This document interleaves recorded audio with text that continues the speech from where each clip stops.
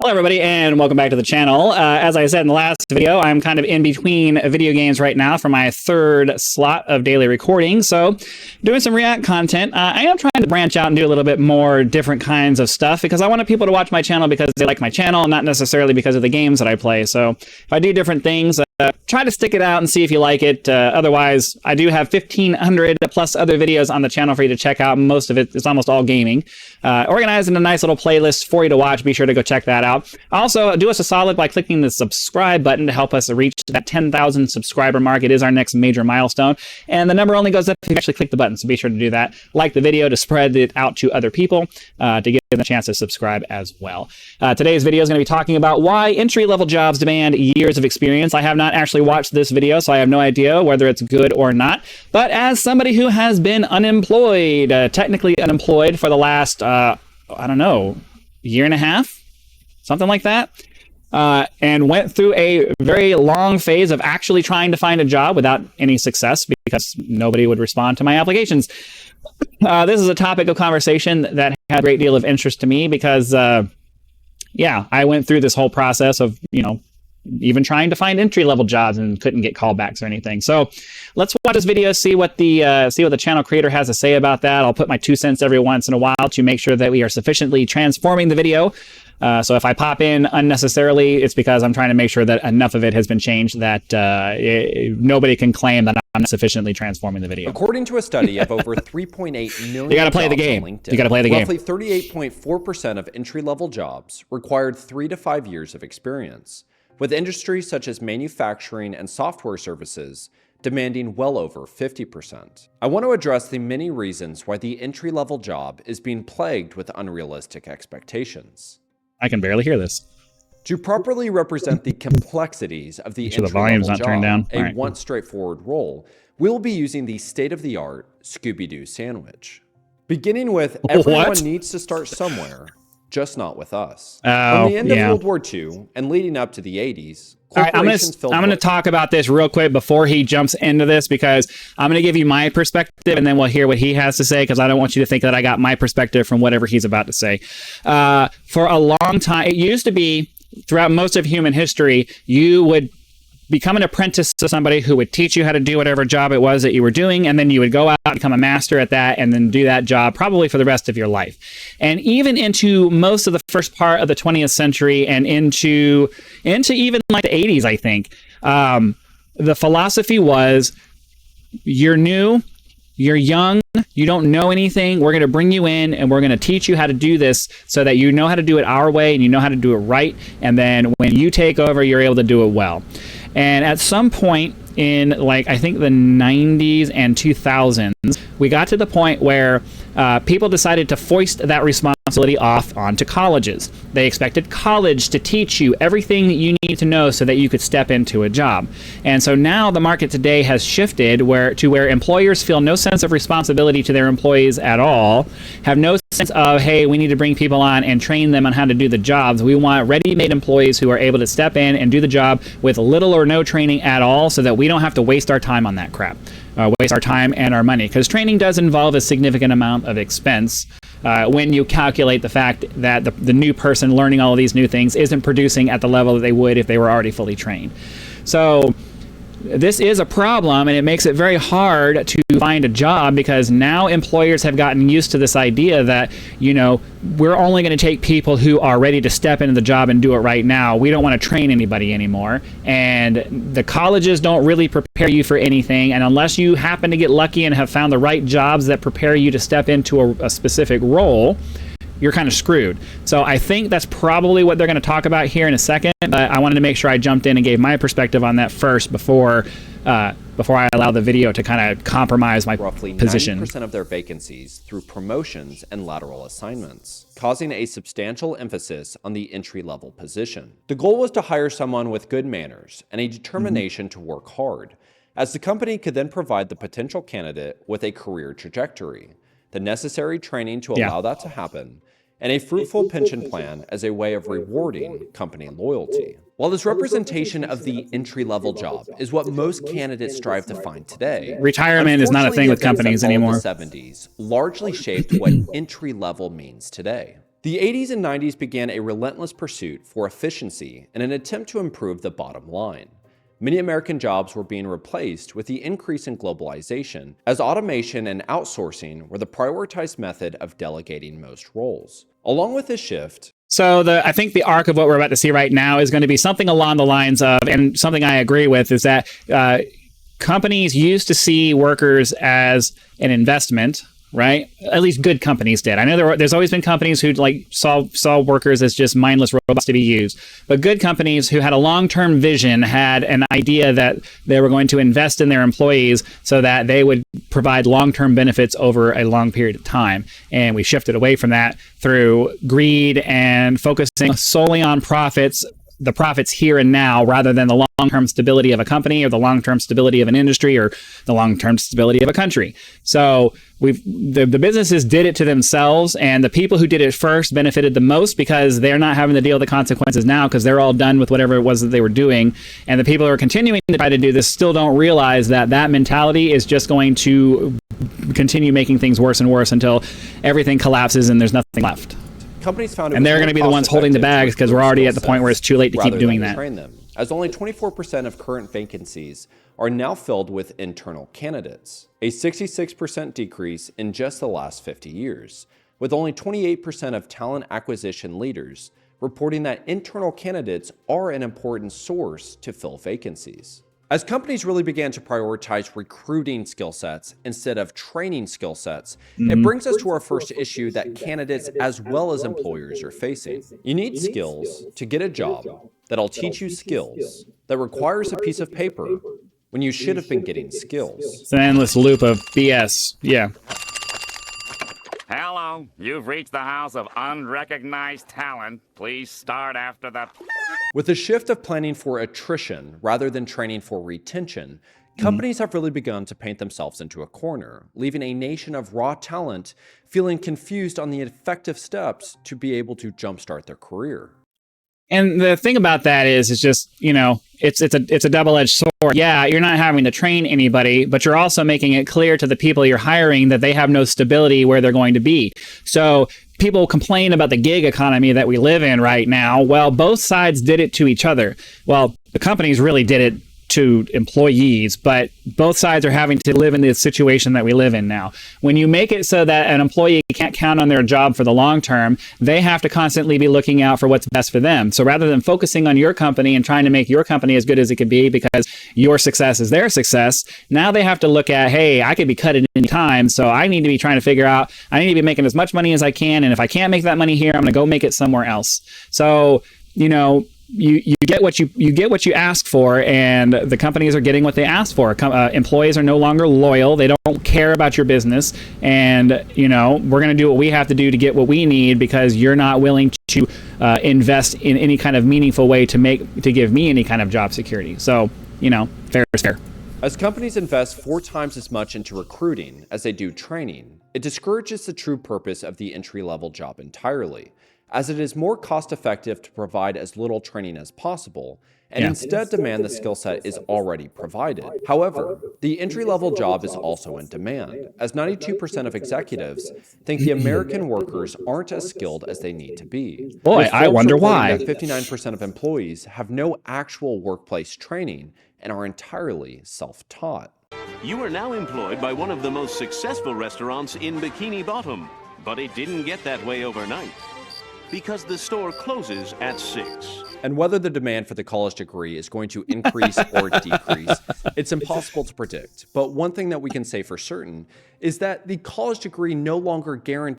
From what I've heard through various sources, it does seem like the college degree is no longer something that's being considered in many industries because they understand that it's just a piece of paper, and most of the organizations that provide you with that piece of paper are no longer providing the kind of quality education that actually means anything to an employer. So more and more big employers and even small employers are starting to look at pieces of paper and saying, nah, we're cool. The same career stability as it once did. And if anything, it actually might be doing the opposite. According to a 2023 survey by Intelligent, of 800 U.S. managers, directors, and executives who are involved in the hiring process, when asked if they avoid hiring recent college graduates for positions they are eligible for in favor of older candidates, 39% of employers said that they do. 60% of employers are willing to implement a variety of different tactics to avoid working with a recent college graduate. 59% offer more benefits and higher salaries to attract older workers. 48% let older employees work remotely or in a hybrid format. And 46% were willing to hire an older employee who is overqualified for the position to avoid working with someone younger.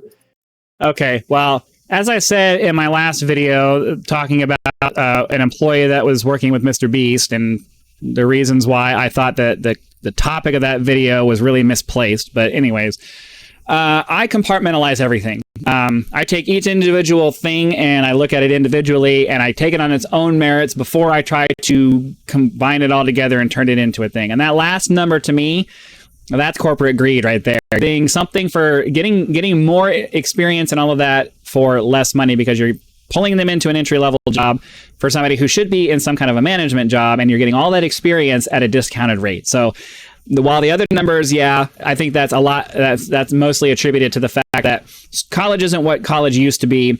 The principles and all of that kind of stuff that are being taught in college now don't make sense based off of for a lot of reasons, regardless of which side of the political fence you stand on. I sit somewhere in the middle. I have liberal things that I think, and I have conservative things that I think. I'm truly somewhere in the middle on a lot of different things. So I have no political slant here. I don't like Democrats or Republicans. I think they're both two sides of the same coin.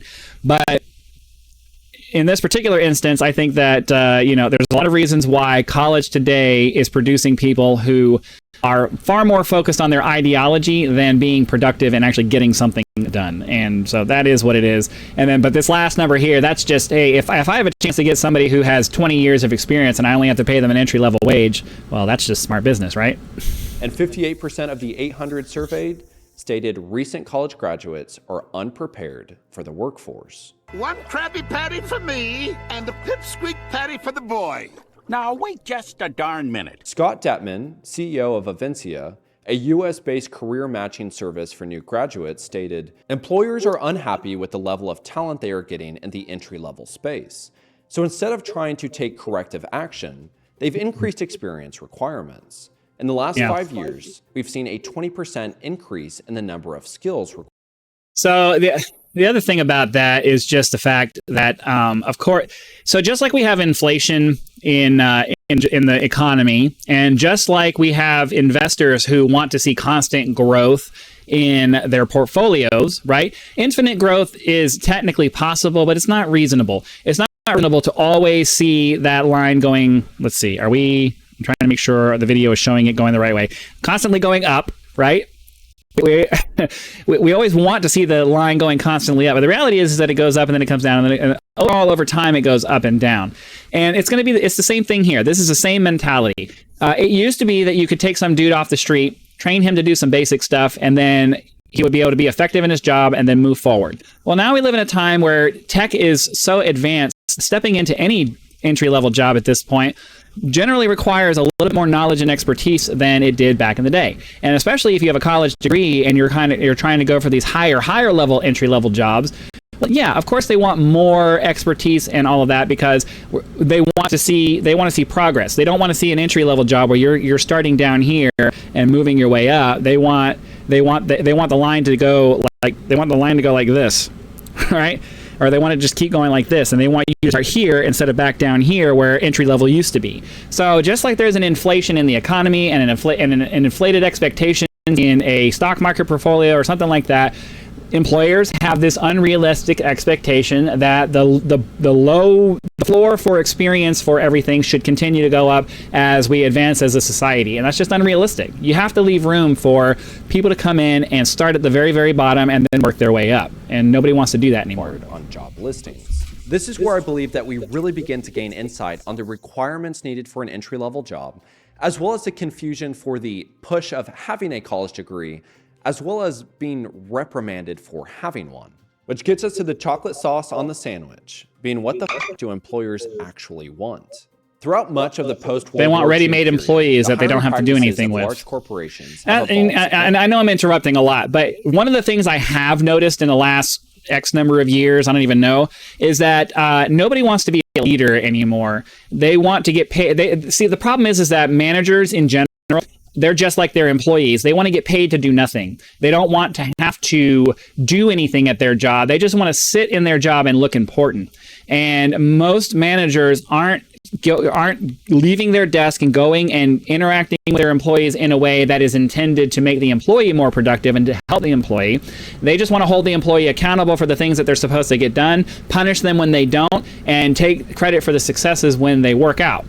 The vast majority of people just don't want to take accountability for anybody other than themselves. And when you're a manager, you can't work that way. So a lot of it comes from the fact that the people who have worked their way up into positions of power were never supposed to be there in the first place because they don't have the qualifications and the skill set to be there, and everyone else suffers because of it. So keep that in mind when they're talking about this entire process here. The management and leadership in companies bears a massive share of the responsibility for the way things are going right now. Traditionally, human resource professionals conducted a thorough job analysis to identify the specific tasks required and the ideal attributes of a candidate.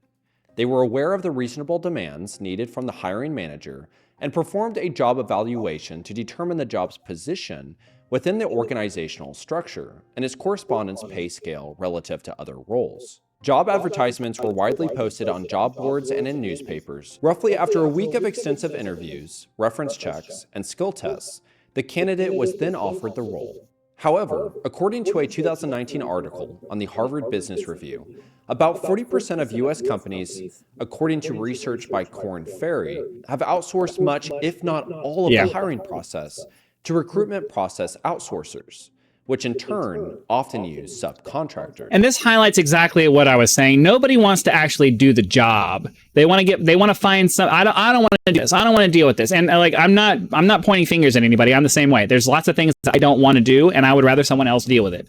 It's a natural human emotion to take the processes that you hate doing and find somebody else to do it. It's one of the big reasons why, like, a lot of the hiring that goes on in the country, that goes on in the world in general, is you could do these tasks, but you feel like you're too important for them, or you just don't want to do them. So you hire some assistant to come in and take care of all the little bull BS tasks that you don't want to take care of, right? And most of my adult life has been filled with those positions. I've been hired to do all of the little administrative BS tasks that the person who could be doing it themselves, they just didn't want to, so they hired me to do it.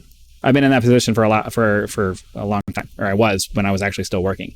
But this right here exemplifies the attitude that, we've shifted away from the can do, I'm going to get it done attitude to the I don't want to deal with this, let's find somebody else to handle it. And when you give someone else the task of something as important as hiring for your job, well, what do you think you're going to get out of that? If you're not the one picking the people who are going to come in and work for you, well, you get what you get.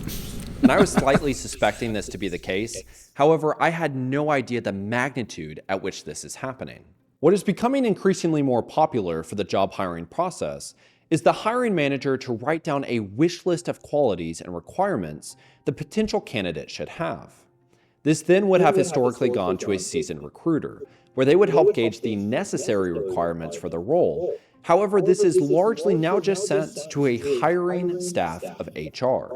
Now, the reality is that in many cases, the hiring staff then outsources this very thing to a third-party recruiting process. Who has no idea what the requirements even are. Recruiter, they may then use AI models to sort through the requirements needed to help create the job posting. Everybody's trying to foist the responsibility off to someone or something else. That's what's going on. Will first have to pass through an application tracking system, or ATS. Yeah. Once they have done so. So an important aspect of what he just said there isn't even just that the responsibility is getting foisted off onto somebody else. It's getting foisted off to somebody who has no idea what job it is that you're doing. So they don't even know which requirements actually matter, which ones can be kind of set aside and maybe used as like a filler or a tiebreaker or something like that. Like, they don't have any idea about the job that you're actually doing. They're just recruiters. Their specialty is finding people and hopefully matching them up to the job. So when you foist off your hiring to somebody who doesn't know your industry and has no idea what it is that the person they're hiring is actually going to be doing, you drastically increase the chances that you're going to get somebody who's not compatible for the role. So something else to consider. They will then experience their first round of interviews. However, this is typically also done by a third-party interview network, which then is followed by an interview within the HR department, and may then be followed by an actual interview with the hiring manager. And if your feathers are not ruffled enough, only 39% of hiring teams received interview training. And I believe this to be a very large issue with job postings as a whole, but most importantly, the entry-level position. As I suspect, what we are seeing in the job posting, my last job was hired through a staffing agency that was just like this. Asked for, and isn't necessarily relevant to what the actual job is going to entail. To further explore this, I went to ChatGPT and typed in to create an entry-level job for a YouTube company as if you were the hiring manager. And this was the result. First off, this looks extremely similar to most listings on Indeed. And secondly, the requirements for the most part do not reflect what I would consider to be entry level, and are not what I would deem necessary as someone that creates YouTube videos, having started with no experience. This is only going to get worse. AI is going to become a major predictive programming. AI is going to become a major part of the way that a lot of things work in our lives, because it's easy, convenient solution to be able to just say, hey, this is what I want. Computer, please do the work for me to find the information, compile it for me, put it in the format that makes it easy, because we're lazy. We don't want to do the work. If we can find some easy, more efficient, less stressful way to get the work done, we're always 100% going to go do that, because nature itself always seeks the path of least resistance. That's just the way that it is. So you have to keep that in mind when you're looking for things that are going to increase the quality of whatever it is that you're trying to do. If you're choosing the path of least resistance, that's almost never going to get you there. If you want good quality employees, you have to hire them yourself. You outsource it to these staffing agencies, and you're going to get crap almost 100% of the time, because they don't care enough to do the work themselves either. So at some point, you got to suck it up and just do the work. Give you the end result. Employees and businesses, both. That recruiters may be using ChatGPT or something of that nature. 100% are using.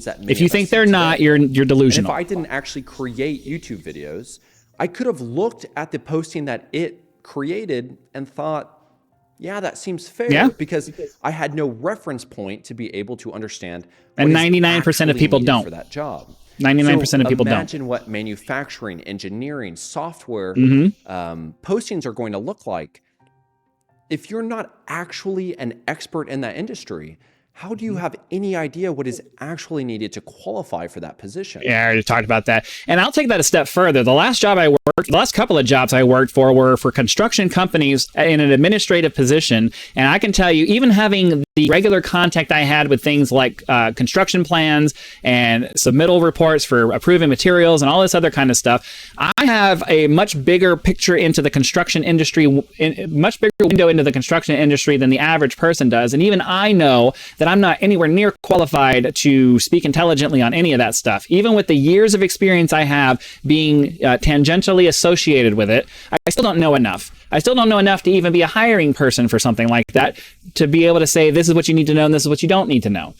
So imagine what some recruiter who has never done anything construction related in their life trying to hire construction people or construction administrators or construction anything, they don't effing know. So they're gonna outsource everything as much as they can, because they don't know any more than the average person on the street does. I think that's where a large portion of this divide is actually coming from. And according to that same article on Harvard Business Review, only about a third of U.S. companies report that they monitor whether their hiring practices lead to good employees. Few of them do so. It's very hard to determine. And only a minority even track cost per hire and time to hire. So it truly could be the Wild West of what is actually taking place in these job listings. I mean, imagine the insane amount of and as my final representation, that would be very hard to track that in the first place. And so, of course, nobody's going to waste their time and money doing that. Posting that required 4+ years of fast API. which is a web framework for building HTTP-based service APIs in Python. Probably only exists for like a year. What is ironic about this is that Ramirez I've heard couldn't these even before. apply for this role because he only had a year and a half of experience, because he was the actual creator. I've heard these before. API. People who want X number of years in whatever programming language, but the programming language has only been around for like 2 years, and they want like 10 years of experience in it. This is exactly what he's talking about here, where you're coming up with these requirements, assuming that they sound reasonable, but you don't know anything about what it is that you're hiring for. And even a quick Google search would say, how long has this been around? But somebody who isn't in programming isn't going to understand. It isn't even going to occur to them to think of that. To think of, oh, how long has this programming language been around? They just think, oh, it's a programming language. We've had computers for 60 years or whatever, so it's fine. And I personally don't believe that there is any malicious intent in the majority of these postings, except for ghost jobs. I personally believe that the majority of this is just happening with individuals that are inexperienced in these individual sectors and are using tools in an inefficient manner. I personally believe that largely what we are seeing as requirements in these postings are just exaggerated wish lists of a hiring manager. In fact, a 2018 survey found that applicants who could meet at least 50% of a posting's requirements were just as likely to get an interview as applicants who met 90% of a posting's requirements. Except this is met with one frustrating mystery. Yeah. Application. Before he moves on to this next thing, I will say that one of the things that I was advised about, and I would advise anybody, is that when you look at a job posting, don't look at the numbers and assume that those are absolute. Any job posting that you see is just like everything else. It's a wish list of things that they'd like to have. They're willing to accept far, far, far, far less than what they put in the job posting. So if you think it's a job you might be interested in doing, apply anyways in the hopes that they'll come down to where you are, hire you, and then maybe you just get maybe you build up those skills while you work with them if you get lucky and it's a company that's willing to invest that way. But most of the time they're shooting for the moon, and it's just like any kind of business deal. You ask for more than you actually expect because you want to get as high up towards your goal as you can get, and that's the way the hiring market works. System. A survey done in 2023 stated that 98.8% of Fortune 500 companies use ATS. ATS screen and filter resumes to optimize and discover the best candidates for the available position. And while most listings may be exaggerated wish lists, the ATS system doesn't necessarily know that to be the case. In its pursuit of efficiency... And that's the biggest thing that's changed in the last few years, is that these tracking systems are now the first and primary gatekeeper to you getting access to any kind of human person. The vast majority of applications that go out now are never seen by a person. They automatically get slashed before a person even touches them because it's looking for keywords, because laziness. Nobody wants to do the work. Nobody wants to have to sit down and actually read applications. They want to foist it off on a computer that will parse the information for them and bring them only the best of the best candidates, but they don't understand that the computers aren't really smart enough yet to be able to do that, to be able to critically think about an application to decide whether this person actually has something to bring to the company. Oh no, it checks all the boxes, here you go. And then quality candidates who may not have all the check boxes listed off, but have other things that contribute to making them a well-rounded good employee, get swept by the wayside because they don't have the boxes ticked and they don't know what they need to do to make sure all the boxes are ticked. So it's a bad system right now because it just hasn't developed to the point where the machine algorithms and the AI and all that other stuff is capable of making a value judgment based off of the whole package rather than just a hard list of parameters that were given by the company. 75% of applications are never actually seen by humans. Yeah. HR tech journalist J.R. Jonovan states that 88% of employees believe that ATS actually screen out the quality applications with the applicable skill sets because their applications are not best suited to the ATS software. And I can attest to this personally. I sent out over 1,000 applications to various different jobs in various different industries, ones that were well aligned with me, ones that were entry-level positions for other places, and I didn't get a call back from a single one, which means that nobody looked at it, because if they looked at my resume, they would see that there's quality stuff on there that makes me an excellent option for an employee in any industry, no matter what it is, because of the experience that I have makes it clear that I'm somebody who gets stuff done. And if they saw that, they would be like, "Oh, he doesn't necessarily meet the expectations that we have, but he's the kind of person we want working for us here. So let's bring him in, let's have a conversation, let's see if we can fit him in to what it is we're trying to do." But because a machine isn't able to look at that and make a value judgment based on what I just said a minute ago, I'm one of those people. I'm a quality candidate that the system screens out because my resume doesn't have all the little wickets that needs to be on there, and that's just what ends up happening. And in this continuous pursuit of efficiency and increasing the bottom line, we arrive to Laziness. the bun on top of the sandwich. There's efficiency. I understand. I'm all about efficiency. I try to maximize efficiency in everything that I do because I hate wasting time. But at the same time, is it really efficiency if you're not getting the result that you want? This isn't efficiency. This is laziness. They don't want to do the work of actually going to find quality candidates. They're trying to foist it off on somebody else because they don't want to do it. So it's not efficiency. It's laziness, because efficiency would be getting the result that you want for the least amount of effort possible. What we're getting right now is the least amount of effort possible, which is resulting in crap on all sides around because nobody wants to do the work, and we don't have the systems in place that allow us to not have to do the work. But we're trying to not do the work because we think we can, and it's just laziness. That's all it is. Complete laziness all around. Domestic jobs. Less than 61% of human resource leaders said that in 2023, they were hiring for entry-level and less specialized positions, down from 79% in 2022, according to a PwC survey. And employers expect 23% of all roles to be disrupted in the next 5 years due to the rate in which technology is developing, according to research of the World Economic Forum.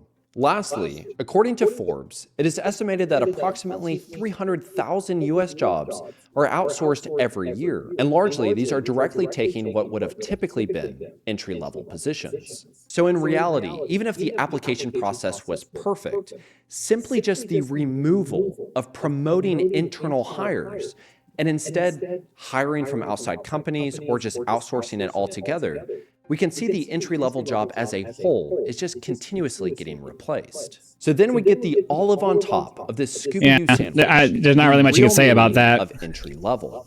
Now, for most of us, we have the foolish understanding that entry-level means no experience, no training, and is simply a place for us to be able to get our foot in the door and jumpstart our careers.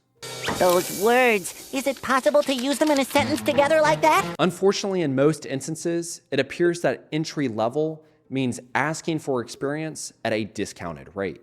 Entry-level jobs that require 2+ years of experience pay 20% not necessarily less than other jobs that require 2+ years of experience, which leaves you in a position, if you're wanting to start your career or make a career shift in a way that participates in the societal norm of the labor force, you're largely having to take a massive bite out of this Scooby-Doo sandwich. As we begin to conclude this video, I really just want to preface the fact that I am not saying recruiters, hiring managers... All right, I don't think we need to sit around for the conclusion for that. Be sure to go watch his video if you want to see the conclusion. That will encourage you to actually click on his video, give him a view, as well as give him some more watch time, much more watch time than my one individual view would give him. So I'm gonna leave the conclusion if you want to go watch that yourself. There will be a link in the description. Yeah, a lot of reasons to be pessimistic about the future of the job market. Ideally, we're going to move into a place where nobody has to work anymore, but there's going to be a long period of time where some people are going to have to work and a lot of people are going to be unable to work. And as much as a lot of us, myself included, don't want the government involved in our lives any more than it absolutely has to be, I do believe that there's going to be some kind of a situation where we're going to have to move to some kind of universal basic income or something like that to make sure that, you know, the people who can't work anymore because the world has changed to the point where there's just nothing for you to do. You gotta have a way to live, you know, unless they decide to go the extermination route, which, you know, a lot of people who have a lot of power and money are perfectly willing to do. But yeah, it's just I can personally attest that the job market, especially over the last 10 years, has shifted from where I could just go on Craigslist to find a job and, you know, post my resume on Craigslist, and I had people, you know, emailing me to hire me to go work for them. And now I can't. I bang down doors of companies online and I can't get anything. So, you know, the world has changed, the job market has changed, things have changed, and they're going to continue to change, especially now that we're entering this new era of AI and, you know, machines taking over all of these different things. And, you know, I don't know. It's going to be kind of hard moving forward. That's why the only reason I'm here doing YouTube is because the job market has changed to the point where I can't find anything. that isn't, back-breaking labor that I can't do because of my physical disabilities. So what can you do? Anyways, that's enough of that for this video. This one's already pretty long. Hopefully you guys enjoyed the topic. Hopefully the things that I said make sense to you. Be sure to go check out this guy's video. There will be a link in the description. Like and subscribe to the channel. Help us reach that 10,000 subscriber mark. Check out the other 1,500 plus videos, gaming videos and stuff that we have on the channel for your entertainment pleasure. Be sure to come back for the next episode, and I'll see you then.